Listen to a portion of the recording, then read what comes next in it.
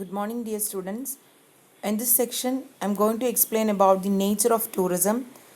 And the nature of tourism is actually explained using the Leipers model.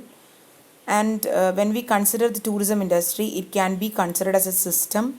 And as you know, the system is actually interconnection of different subsystems. And to have a clear understanding about the complexities of tourism, we can use the system approach to the tourism industry. And different approaches are were proposed by different scholars.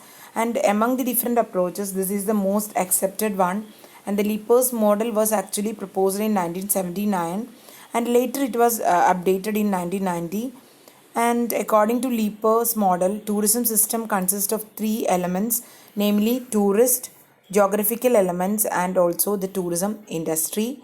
And the geographical element can be divided into three more elements, like the tourist generating region, the transit route region, and the tourist destination region. So in this picture it is clear that the tourism geographical elements is actually consists of three elements: the tourist generating region, transit route region, and the tourist destination regions.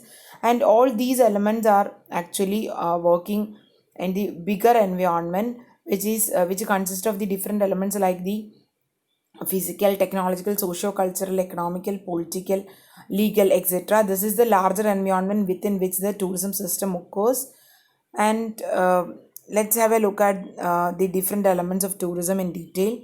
And first, the most important element is the tourist, and he is actually the main actor in the system. And we have already studied the definition of tourist is that it is tourist consists of those people who are traveling from one place to another for a period not less than 24 hours and not more than 1 year, and its travel does not connected with any kind of remunerated activity and is not with the establishment of permanent residence. So this is regarding tourist. And we can find that different types of tourists are there, like the tourists are traveling for different purposes, like medical tourists, business tourist, the medical tourists, or the people traveling for leisure or recreational purposes, or cultural purposes, or pilgrimage tourists, etc.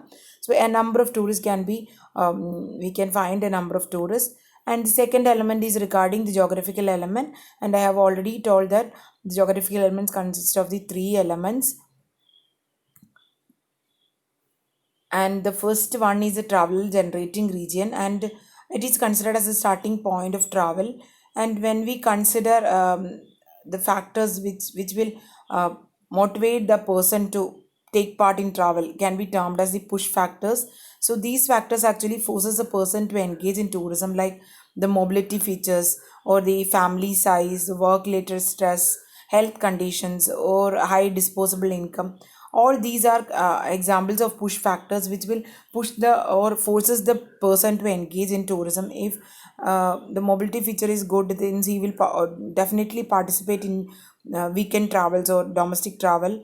And if he has got a very he's working in a very stressful atmosphere, so in order to take rest and all, he will all participate in travel. And if it is any kind of health requirements, he will travel to one place to another. So all these factors actually are acting as the push factors which forces a person to engage in tourism. Then when we can regarding the marketing efforts, all the marketing efforts of the industries are actually concentrating on this traveler generating region. And it is a place where the tourist searches for the travel related information. He will do the reservations and all, booking for travels, etc. All these are actually done at the travel generating region.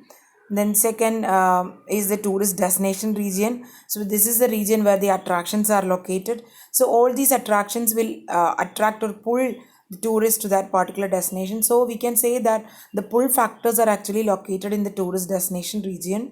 The examples for pull factors are the climatic conditions, or the cultural attractions, or the infrastructure facilities, etc. All these will uh, attract or pull the tourists to that destinations.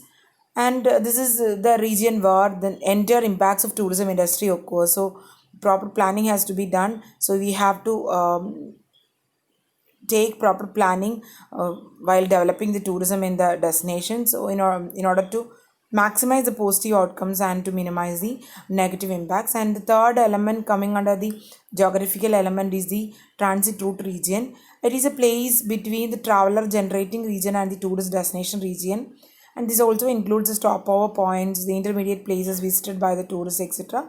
So the transit route region also need the proper transportation facilities and all the supporting shopping facilities and all.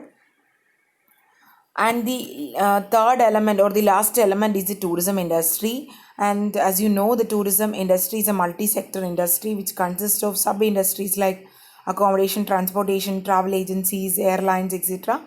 So all these industries actually provides different products and services to tourists, and these are actually located in different regions. For example, the travel agencies and tour operators are located in the traveler generating region. The hotels are located at the tourist destination region. The transportations are facilities are actually provided the en route regions, etc. So the tourism industry is a very complex, and it offers a variety of products and services, etc. And thank you. So these are the different elements coming under the Leipers model, and it is the model which will give you a clear explanations regarding the tourism system. Thank you.